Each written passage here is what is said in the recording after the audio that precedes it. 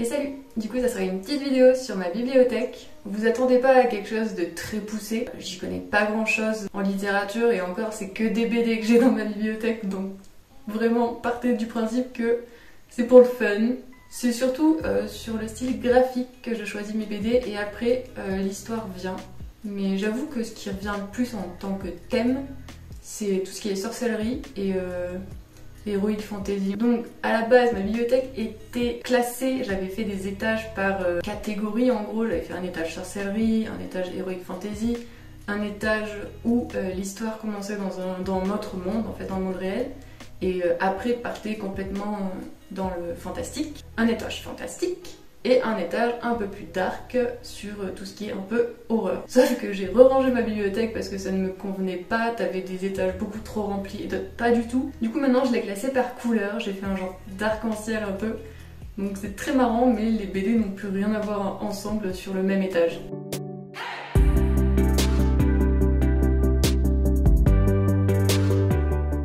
Du coup, voilà ma bibliothèque, je l'ai rangée par couleur, comme je le disais. Donc nous avons l'étage noir, l'étage violet, rouge, jaune et marron, bleu, vert et blanc. Et ensuite tout ce qui est un peu arc-en-ciel là-haut. Donc je vais vous parler un peu de façon...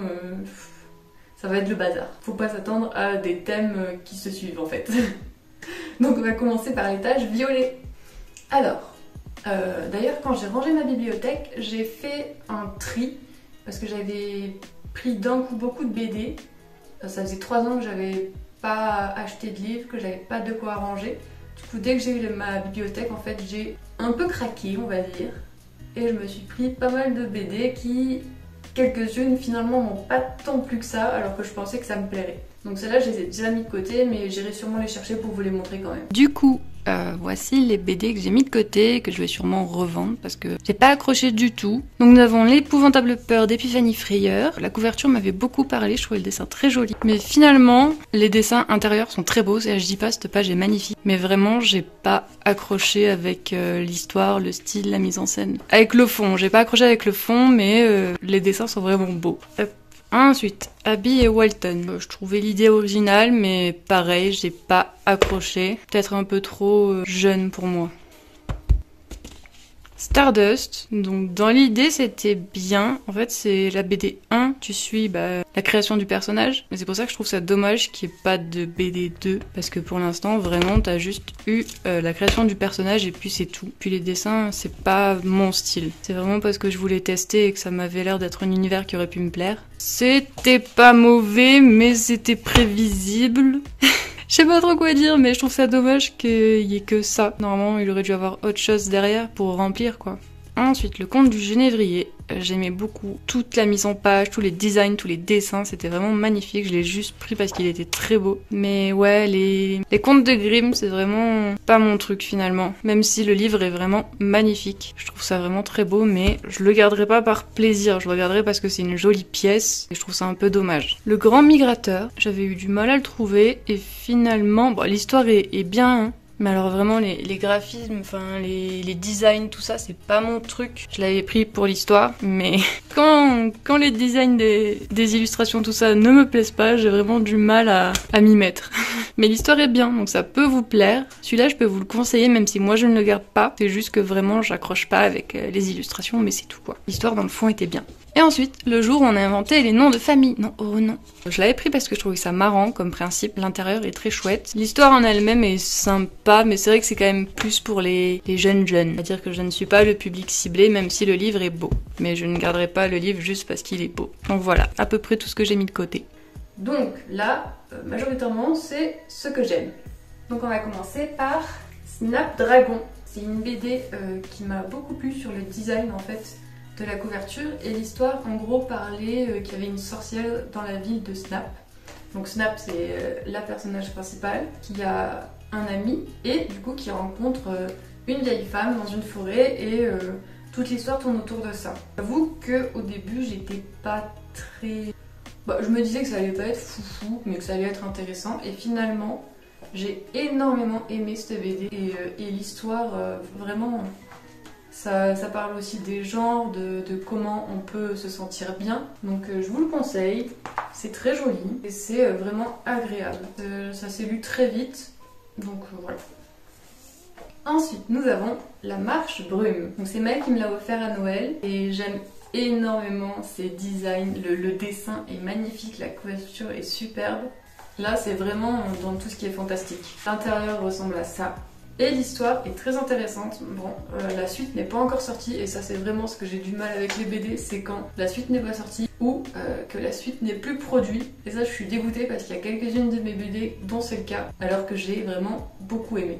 Donc La Marche Brume, ça se passe en gros dans un village de sorcières et t'as une jeune femme qui va passer un rituel pour devenir sorcière et là il se passe quelque chose et après on découvre que finalement... Enfin voilà. Je vais pas vous spoil non plus tout, mais c'est très intéressant et je pense que ça reprend encore un peu les mêmes thèmes que le livre d'avant, c'est s'accepter soi-même et tout ça quoi, grandir. Ensuite, mon ami Pierrot, les dessins sont superbes. J'ai une autre BD de Jim Bishop et j'aime vraiment beaucoup son style graphique, c'est très coloré, mais à la fois l'histoire est vraiment assez sombre on va dire. C'est très torturé, je sais pas comment dire ça. Je vous le conseille, mais je sais pas, j'ai peut-être plus accroché avec l'autre, Lettre perdue il me semble. Celui-là j'ai bien accroché mais sans plus on va dire.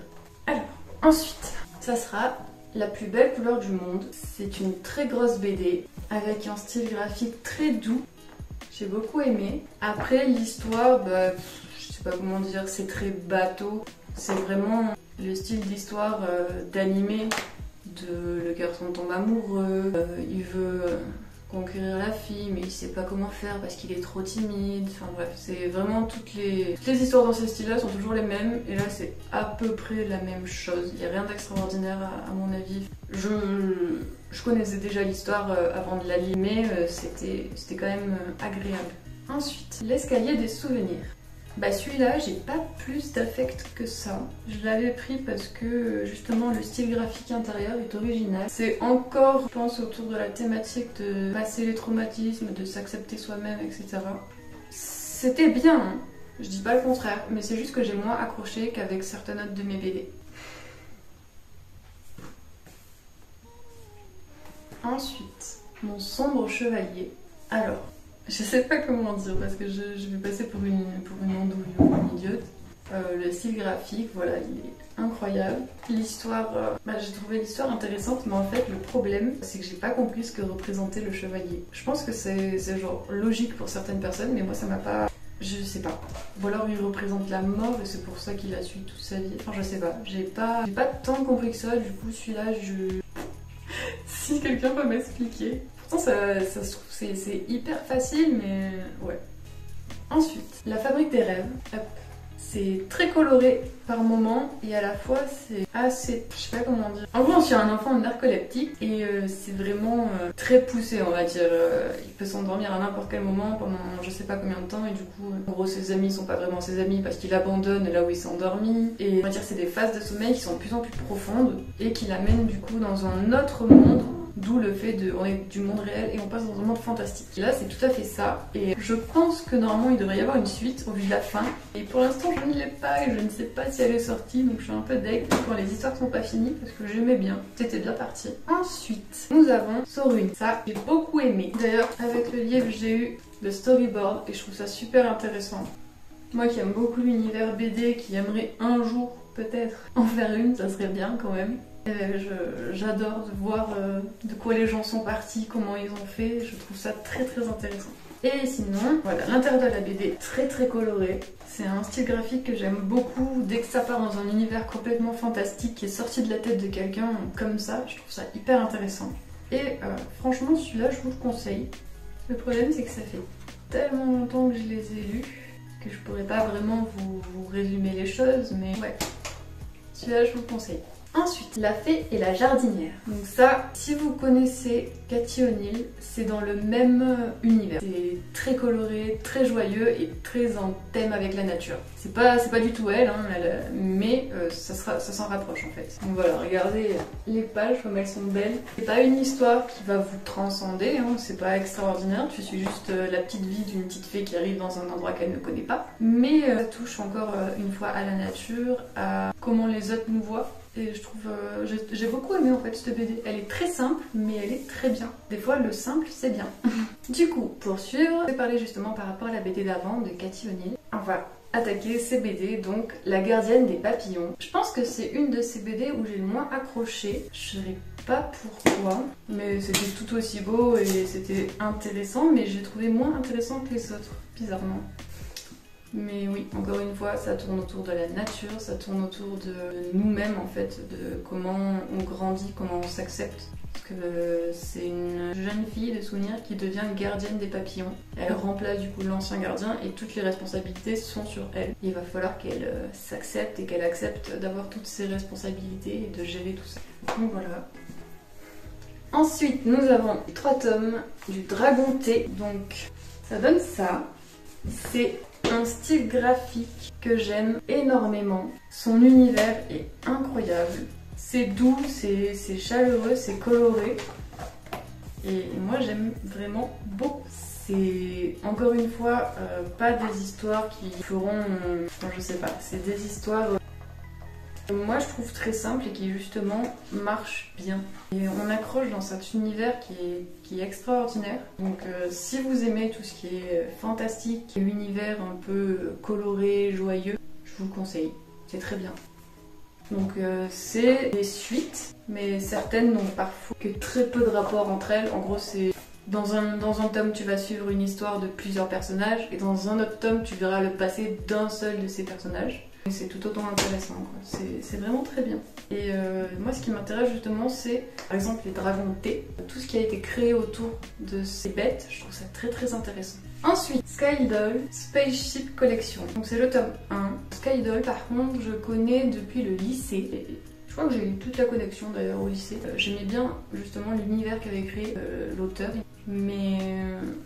c'était un petit peu trop, comment dire, ouais si, un peu sexuel quand même. En fait, Sky Doll, qui est le personnage principal, qui est un robot féminin, sort d'un endroit justement qu'on peut bien deviner qui est dégueulasse pour les robots féminins. Et du coup c'est très sexualisé. Là j'ai du mal vraiment quand les corps féminins sont trop, comment dire, mais trop tournés en tant qu'objet, mais en même temps c'est le principe de ce livre-là.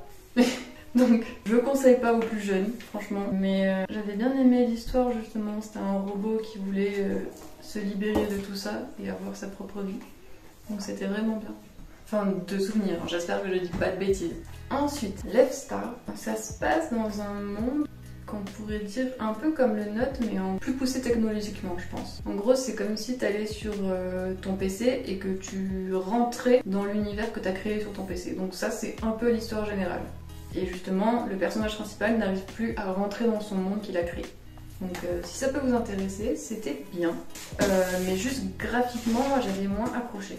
J'ai l'impression de me répéter à chaque fois que je vous présente une BD en disant que c'était bien, parce que oui, c'était bien, j'ai tout aimé en fait. Il y en a forcément que j'ai aimé plus que d'autres, mais je les ai toutes bien aimées, elles étaient toutes pas mal. Donc je me sens un peu con de dire ça comme ça. Ensuite, Gravity Falls, je l'ai trouvé sur Vinted, j'étais trop contente de voir une personne qui le mettait à un prix normal, que les autres gens le vendent à des prix qui sont complètement fous. C'est juste quelques petites histoires en plus de la série, avec des styles graphiques différents en fait, ça a été fait par plusieurs dessinateurs. C'est pas extraordinaire, c'est juste pour les fans de Gravity Falls. Et je suis fan de Gravity Falls, donc voilà.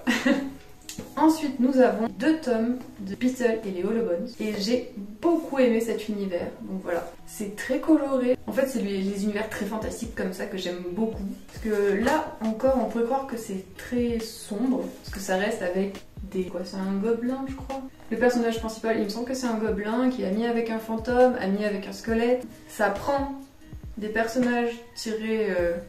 par exemple d'Halloween, mais en restant très fantastique, coloré.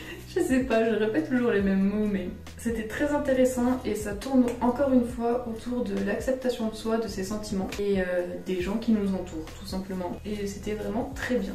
Normalement il devrait y avoir une suite il me semble et j'ai vraiment hâte qu'elle sorte, si je dis pas de bêtises. Et ensuite, nous avons le temps des ombres. J'ai le tome 1 et le tome 2. Et normalement, le tome 3, à l'heure où je vous parle, est presque fini. Je suis l'artiste sur Instagram, du coup je suis à peu près au courant. Et j'ai hâte de voir la suite. C'est dans un univers qui n'est pas le nôtre. On suit deux jeunes enfants qui vivent dans des villages différents. Et les villages sont touchés par une maladie, en quelque sorte. Qu'on pourrait en gros considérer comme de la dépression. Parce que ça s'appelle les ombres. Et si t'es touché, tu es vide, tu erres, enfin voilà. Gros résumé un peu bancal, mais grosso modo c'est ça, de la dépression fantastique. Donc ils cherchent justement une solution pour vaincre cette maladie. Pour l'instant, ils ne l'ont pas vaincu, j'attends la suite. Alors, ensuite, nous avons le journal 3 de Gravity Falls. Il est en anglais. Je l'avais acheté à l'époque sur Amazon. Je pense qu'il doit être encore trouvable. Il est en anglais, mais c'est exactement le journal que tu as dans la série Gravity Falls. Donc c'est vraiment pour les fans. Si vous ne connaissez pas Gravity Falls, vous n'avez aucun intérêt à acheter ce livre. C'est vraiment juste parce que j'aime énormément cette série. Et ça va raconter, justement comme dans Gravity Falls, toutes les recherches qu'a fait Stan. Voilà, on peut voir le pistolet pour la mémoire, le métamorphe. Pour tous ceux qui ont vu la série, ça vous parlera. Et du coup, c'est très intéressant. Bon, ça m'embête un peu qu'ils soient en anglais, mais Maëlle me fait la traduction, donc c'est vraiment chouette. Ensuite, Le Soleil de minuit. C'est une histoire très colorée qui tourne autour du thème de la nature. En gros, c'est deux sœurs qui gèrent en gros l'équilibre. Il y en a une, c'est le soleil, une, c'est la lune. Et tant qu'elles sont en harmonie, tout se passe bien. Et sauf que dans l'histoire, forcément, elles ne sont pas en harmonie. Ça tourne encore une fois autour de l'acceptation, de la compréhension. Chaque sœur a son univers, donc la nuit et le jour. Et chacun de ces univers a des yokai qui sont attribués. Ils sont pas tant importants que ça pour l'histoire, c'est surtout les personnages principaux. Ils sont les deux sœurs et un autre personnage que je ne dirai pas. Et c'était très intéressant. Bon, on se doute de l'histoire et de la retournure que ça va prendre, mais j'ai bien aimé. Juste, en fait, moi je regarde aussi les BD pour les designs que les auteurs font. Et je trouvais les designs des personnages vraiment bien. Donc je m'inspire beaucoup et c'est aussi pour ça que je peux pas plus vous parler que ça des histoires, parce que moi c'est plus les designs des caractères et tout ça qui m'intéresse. Et je saurais juste vous dire que c'est bien, parce que c'est bien. Et ensuite Kairos de Ulysse Malassagne, un auteur que j'aime énormément. On l'a rencontré à la Clermont Geek Convention, mais j'avais pas osé aller lui parler et lui faire signer un papier. Je suis un peu con. Et j'ai lu ce livre-là après Collège Noir, alors qu'il est sorti avant. Et comme j'ai connu cet auteur par Collège Noir, et en gros, au début, tu suis un couple qui va s'installer dans une maison en forêt et la jeune femme se fait enlever. Et du coup, le jeune homme la poursuit dans l'univers où elle s'est fait enlever. Et en gros, tout au long de l'histoire, on te parle d'histoire d'amour parce qu'il est très amoureux et veut la sauver. Et au final, voilà, tu suis ça et sa déconstruction. Ensuite, nous avons les 3 tomes de Rose & Crow. Voilà, les graphismes sont magnifiques. C'est vraiment un univers que j'aime beaucoup. Tourné autour de la nature, encore une fois, rien d'exceptionnel. Mais les couleurs sont très joyeuses.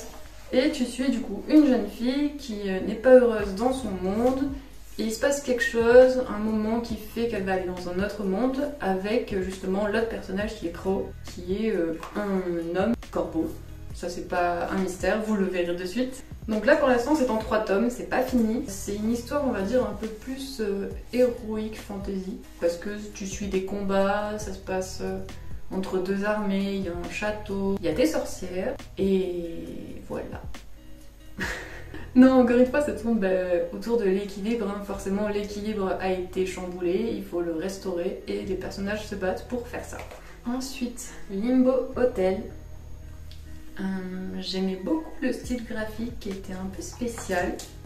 C'est une histoire assez sombre, répétitive et j'ai pas vraiment compris en fait le principe, je pense. Je pense que j'ai pas compris l'histoire en elle-même. J'ai compris que le personnage était malheureux, tout ça, mais je sais pas. Je m'en souviens plus très bien en fait. Je sais plus, j'ai un trou. Ensuite, La fille et le Kivrig, un petit peu plus jeune, mais c'est un peu une histoire habituelle. Je sais pas pourquoi, c'est une histoire que tout le monde connaîtrait. En gros, il se passe des choses dans le monde normal, il n'y a qu'un seul personnage qui voit ces choses-là. et qui est aidé par un autre petit personnage fantastique pour régler ça. C'est vraiment un résumé de majoritairement beaucoup d'histoires. Et ce n'est pas fini, il n'y a qu'un tome pour l'instant, mais l'histoire n'est pas finie, donc il doit sûrement en avoir d'autres. Ensuite nous avons Botte Neuve, qui est une BD de Derek Loffman, j'en ai pas mal. Je le connaissais à la base par Instagram, parce que je le suivais pour tout ce qu'il faisait niveau illustration. Et quand j'ai vu qu'il faisait des BD, je me suis dit, bah vas-y, on va tester. J'avais testé les autres, et celle-là j'ai eu en dernier. Je suis beaucoup moins fan parce que c'est une BD sans dialogue et c'est vraiment bizarre. Donc c'est très vite pas lu du coup, vu que tu n'as rien à lire, mais c'est très vite vu. Et c'est assez simple. On va dire que l'histoire est mignonne sur la base, mais sans plus. Et ensuite, nous avons 2 tomes de Mauvais Monstres, qui se passent justement dans un univers comme le nôtre, mais qui est de base fantastique. Donc chaque personne, quand je crois que c'est vers ses 16 ans, a un œuf qui est clos, qui est avec un monstre. Et généralement les monstres que tu as te représentent sont avec toi et sont bons. Et là le principe c'est que le personnage principal va avoir un mauvais monstre. Mais je sais pas vraiment ce que ça signifie parce qu'il est pas tant mauvais que ça, c'est juste qu'il est différent. Et il me semble pas que l'histoire était finie, je crois qu'il manque un tome 3. Et pour le coup, j'ai bien aimé. C'est intéressant à suivre, ça se passe dans un lycée au début et après ça part un peu plus parce que l'histoire se complique. Ça parle d'acceptation, encore une fois, hein, bizarrement. Ensuite, on enchaîne avec Witchy, qui est étonnamment sur la sorcellerie. Donc c'est un monde fantastique où en gros la longueur de tes cheveux montre ta puissance. Plus tes cheveux sont longs, plus tu es puissant. Et plus tu es du coup haut placé et accepté dans la société. Sauf que si tes cheveux sont trop longs, et ben le gouvernement ne l'accepte pas parce que tu es plus fort qu'eux, donc potentiellement un danger. Et tu es donc... Et tu es donc condamné à la peine de mort parce que ils ne veulent pas plus puissants que eux. Donc tu suis justement un personnage principal qui est une jeune fille qui a perdu son père qui justement avait les cheveux trop longs. Et tu apprends dès le début qu'elle cache la longueur de ses cheveux et qu'elle ne s'accepte pas et qu'elle n'arrive pas à gérer ses pouvoirs justement. Un premier tome qui est bien fourni, mais l'histoire n'est pas finie. On a quand même de quoi se mettre sous la dent, c'était vraiment très intéressant. Et ensuite nous avons Ultra Laser que j'ai énormément aimé l'univers, les graphismes, les designs, tout. C'est vraiment très beau et très travaillé, j'aime énormément. La couleur, ça se passe dans un univers fantastique avec des petites bestioles fantastiques, il y a des humains aussi. Et ça parle justement encore une fois de l'équilibre du monde qui va être bouleversé par d'autres personnes qui ont déjà bouleversé leurs univers. Donc c'est en 2 tomes, sauf que malheureusement l'histoire n'est pas finie dans le tome 2 et je crois qu'ils n'ont pas pu faire la suite. En tout cas pour l'instant et depuis un moment, parce qu'il me semble qu'il date... Voilà, sur le tome 2, il y a marqué tome 3 apparaître en 2021. C'est un peu passé, donc c'est dommage, parce que moi je l'aimais beaucoup et j'aurais voulu savoir la fin. J'ai beaucoup accroché à cet univers, donc je peux quand même que vous le conseiller, parce que c'est très bien en fait, c'est très beau aussi. Mais voilà, vous resterez sur votre fin parce que il n'y a pas de fin. Pour la suite, on va parler d'une BD que j'aime énormément. À la base, c'était un webtoon et il a été adapté en BD. C'est vraiment très bien. Pour l'instant, il y a 3 tomes, en France en tout cas. Et tu suis en gros un frère et une sœur qui sont 2 jeunes sorciers jumeaux, il me semble. C'est un univers très fantastique. C'est un monde de sorciers, tout simplement. Si vous aimez la sorcellerie, c'est ça. Tu suis justement ces 2 sorciers qui vont apprendre à grandir et qui vont devoir se confronter aux problèmes de ce monde, à la politique et à la chasse de sorcières. Donc voilà, c'est sûrement une de mes BD préférées. J'ai beaucoup accroché et j'ai vraiment très hâte de voir la fin. Je crois qu'il y aura au moins 6 tomes, donc je suis pas prête d'en voir la fin, mais c'est vraiment très intéressant et c'est un univers auquel j'ai accroché. Donc je vous le conseille, je vous en parlerai pas plus, juste je vous le conseille. Ensuite, nous avons Onibi, qui se passe dans notre monde. C'est 2 touristes qui sont au Japon et qui achètent un appareil photo à un vieil homme. Et après ils se rendent compte, ils se rencontrent ou alors le vieil homme leur dit, je sais plus. En gros que cet appareil photo peut capter les esprits. Du coup c'est une genre de chasse aux yokai. Ils en croisent, ils en voient, mais c'est toujours très... Sur le moment ils comprennent pas que c'est vraiment des yokai et ils ont plus vraiment preuve. C'est intéressant, c'est vraiment doux en fait. Tu es posé au calme et tu lis cette petite histoire toute simple. C'est chouette. Et le style graphique, c'est un peu... Ça fait penser à l'aquarelle, donc c'est vraiment très très chouette. Nous avons ensuite un comics. J'ai pris parce que justement c'était très sombre. J'aime les univers colorés, mais j'aime aussi les histoires sombres qui sont bien faites, avec des créatures un peu... voilà, c'est bizarre. Donc tu suis un jeune homme qui va travailler pour une jeune femme et il se passe des choses un peu bizarres. Et à la fin, ça devient complètement fantastique et horreur. Donc pour ceux qui aiment bien les thèmes comme ça, je vous le conseille. C'est très rapide, c'est pas extraordinaire, mais c'est quand même bien. Ensuite, nous avons Not Girl, qui est par Brian Lee O'Malley. Il me semble que c'est l'auteur de Scott Pilgrim. Je suis pas sûre. Si, c'est ça. C'est l'auteur de Scott Pilgrim. J'ai deux... j'ai Snot Girl et j'ai une autre BD de lui. Alors que bizarrement, Scott Pilgrim, quand j'ai vu... Je crois que c'est un film, j'ai pas du tout aimé. Genre, j'aime pas du tout Scott Pilgrim. J'ai pas accroché du tout. C'était trop perché ou déconstruit, je pense, pour moi. Il y avait pas de choses logiques. En fait, j'aime bien les univers fantastiques, mais quand c'est logiquement amené et que tu arrives à suivre normalement, enfin je sais pas comment dire, mais j'ai pas accroché du tout. Du coup, c'est étonnant que j'ai des BD de lui. Snot Girl, je crois pas que ça soit fini, c'est très spécial et j'ai pas tant accroché que ça finalement. Ça parle, en gros, tu suis une influenceuse qui est dans son groupe d'influenceuses et qui se fait une nouvelle connaissance qui, au premier abord, te paraît bien, mais finalement est très bizarre. Et ça va amener des situations justement très bizarres. Je vous le conseillerais pas autant que mes autres BD, mais si vous êtes curieux, vous pouvez quand même essayer. Et ensuite, nous avons La Fête des Ombres en 2 tomes. Et ça, par contre, c'était vraiment bien. Tu suis en gros une jeune femme qui est... il me semble que c'est sur une île au Japon.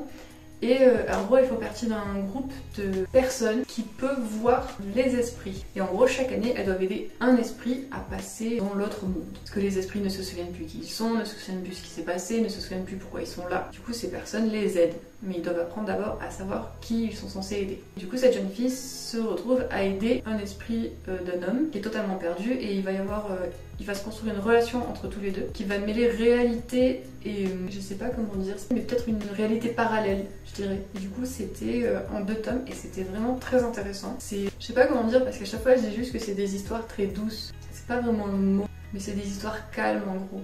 C'est pas des histoires qui te pètent à la gueule, qui sont hyper rapides et il se passe plein de choses. Non, c'est des histoires posées, tu suis une vie au cours normal et du coup, c'est pour ça que je dis que c'est doux. Et voilà, je vous le conseille celui-là par contre. Coucou Koda, tu fais quoi? Alors, on va enchaîner avec les Séricornes. Donc ce n'est pas fini, on en est au tome 2 et il y a encore la suite. Alors, c'est pour les plus jeunes, hein. C'est vraiment très fantastique ado. Mais j'aimais vraiment beaucoup l'univers et les dessins, encore une fois. J'aime beaucoup m'inspirer et regarder les autres, ce que font les autres. Et j'aimais beaucoup justement ce qu'avait fait. Là, il y a 2 créateurs. Et voilà. Les designs sont vraiment très intéressants et l'univers créé autour aussi. Donc, je peux pas vous en dire plus, l'histoire n'est pas finie, donc à voir après ce que ça donnera. Mais c'est encore une fois autour de l'apprentissage en fait. Tu grandis et tu apprends à te connaître et à connaître les autres. Ensuite, nous avons Tokyo Mystery Café qui se passe dans notre monde, donc c'est dans le monde réel. Et tu suis un jeune homme qui surprend ou alors qui arrive une situation un peu spéciale et qui va devoir s'en sortir, on va dire. Donc ça mélange un peu la réalité à la technologie un peu poussée, je pense. C'était intéressant. J'ai moins accroché à la fin qu'à toute l'histoire autour, en fait, qu'à toute la construction des personnages et toute l'intrigue. Mais voilà, c'était quand même très intéressant. On va passer à des BD que j'aime beaucoup. Donc, nous avons Chroma, qui, à première vue, aurait été une histoire que je n'aurais pas du tout aimée parce que graphiquement parlant, ça ne me parle pas du tout. T'as une partie de l'histoire majoritairement en noir et blanc et c'est des designs un peu trop réalistes pour moi. Je sais pas si vous pouvez voir. Mais en même temps, j'ai accroché à l'histoire, c'est hallucinant. Au début, tu suis un jeune homme qui vit dans un monde très sombre, très triste, horrible un peu. Et c'est une histoire qui pourrait se passer dans notre monde, mais post-apocalyptique. J'ai pas mal de livres post-apocalyptiques. Et après avoir suivi ce jeune homme, justement, tu suis cette jeune fille que tu apprendras à découvrir en même temps qu'elle se découvre. Et c'est vraiment bien. Franchement, si vous ne craignez pas le sang, allez-y.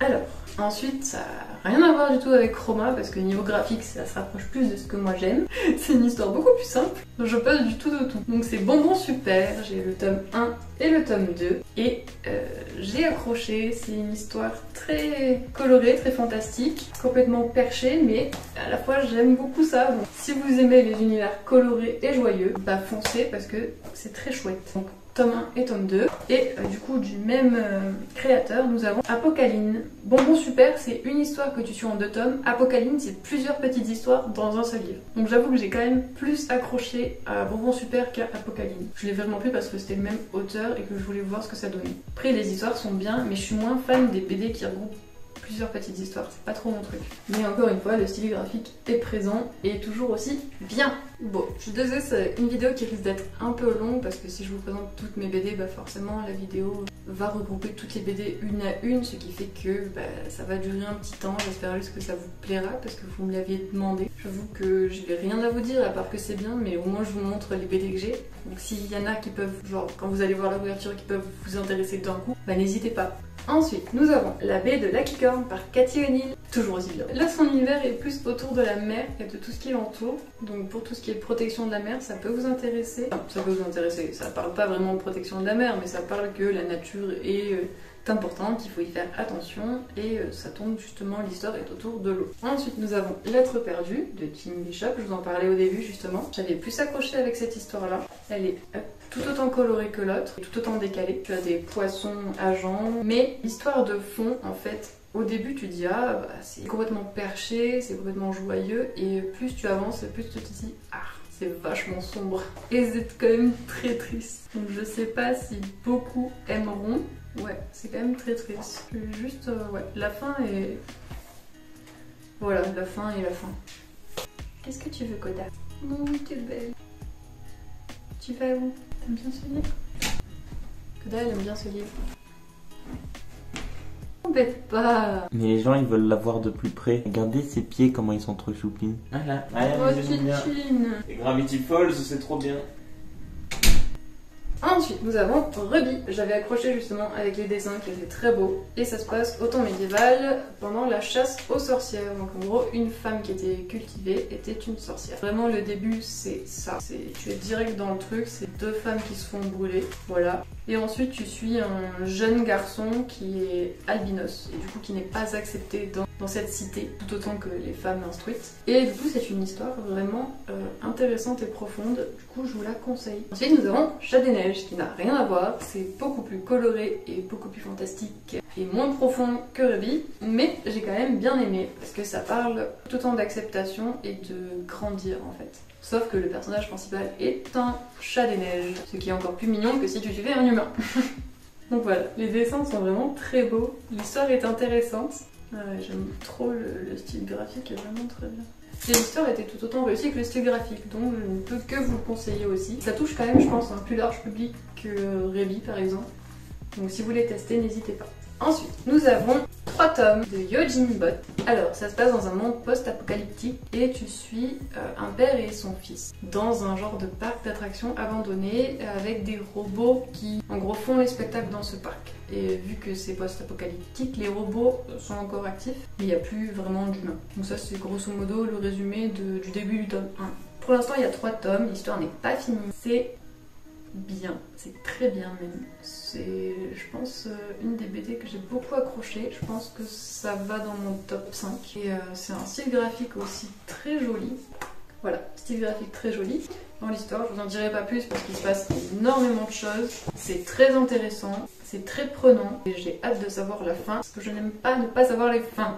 Du coup, je pense pas que je vous montrerai toutes les BD, ça risque d'être long. Et finalement, je vous montrerai juste les couvertures, ça serait un peu con de faire ça. Donc je vais vous montrer certaines que j'ai beaucoup aimées et après les autres je vous les montrer dans ma bibliothèque, juste la tranche pour vous en parler vite fait. C'est pas qu'elles sont nulles, hein.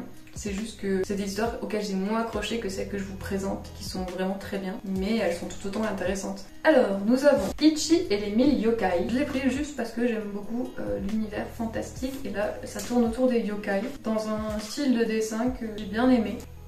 Donc on va suivre une jeune fille qui découvre les yokai en gros, et l'histoire n'est pas finie, donc à voir. Ensuite nous avons Samurai Gun, c'est un one shot, toute l'histoire est dedans il me semble.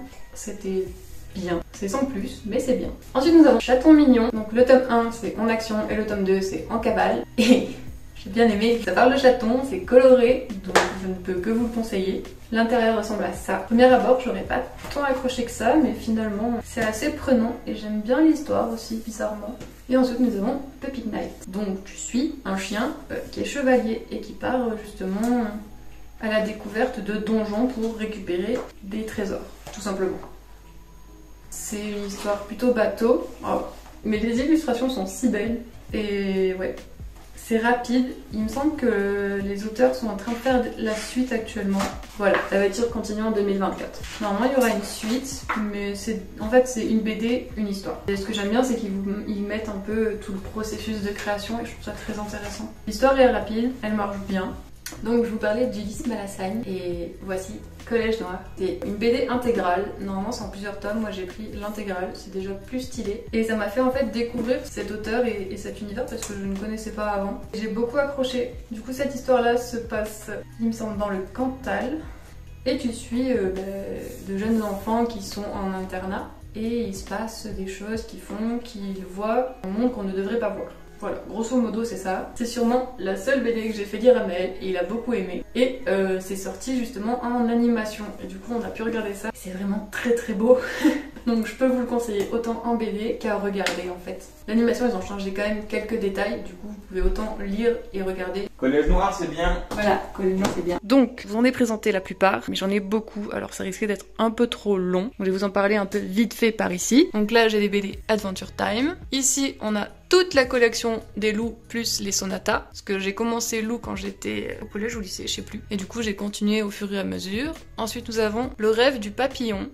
C'était bien, mais c'était spécial, genre j'en suis pas très fan non plus. L'étage blanc, je vous l'ai présenté. À l'étage bleu, par contre, j'en ai sauté pas mal. Alors, nous avons ici la bibliothèque des vampires. C'était intéressant, c'était pas fini du tout, je pense. Ensuite, on a Blue au pays des songes. C'est sombre, tu bats en gros des phobies, donc pourquoi pas, c'était pas mal. Pilleur de ruines de Derek Loffman, j'ai moins accroché, c'était pas trop mon truc. Nuit couleur larme, qui est assez sympa. Celui-là, j'ai beaucoup aimé le principe, les dessins aussi sont très bien, mais ça, cette BD-là, en gros, les objets que tu jettes, ça fait quelque chose en gros. Et c'était très bien. Ensuite, Brume, je l'ai laissé dans ma bibliothèque, mais franchement, j'ai pas accroché du tout. Je déteste le personnage principal et j'avais deviné l'histoire depuis le début, donc bon, je la laisse là le temps de réfléchir à ce que j'en fais. Ensuite, Blue, le tome 1, je l'avais beaucoup aimé, mais comme c'était traduit, c'était mal traduit, donc il y avait des mots qui allaient pas. Et le tome 2, un peu moins fan, mais c'est vraiment un truc qui est très intéressant, donc je peux vous le conseiller. Ensuite, Cendré Hazel, je l'ai juste pris parce que je voulais voir le style graphique et tout ça. Nous avons ensuite Weavers, qui est très sombre, c'était chouette. Seconds, de Brian Lee O'Malley, donc l'auteur de Scott Pilgrim, j'ai préféré ça.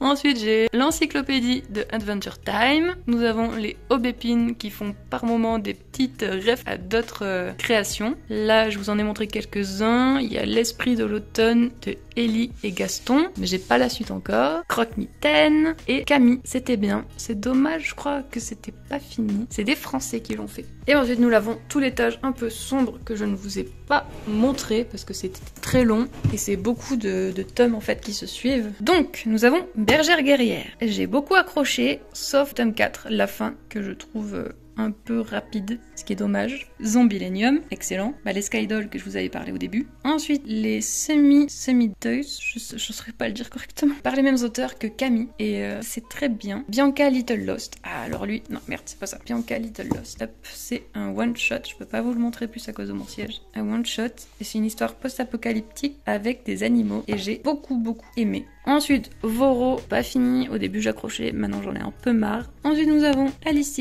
Ça date vraiment de quand j'étais plus jeune. Pareil pour La Petite Mort. Fille de Lune, c'était très bien. Et c'était des jolis dessins, donc celui-là, je peux vous le conseiller. Et ensuite, nous avons Nemi, qui date aussi de quand j'étais plus jeune. Et La Sorcière de Wickerson, de Derek Loffman. Mais en fait, je pense que je ne suis pas fan des BD de Derek Loffman. J'aime juste ses dessins.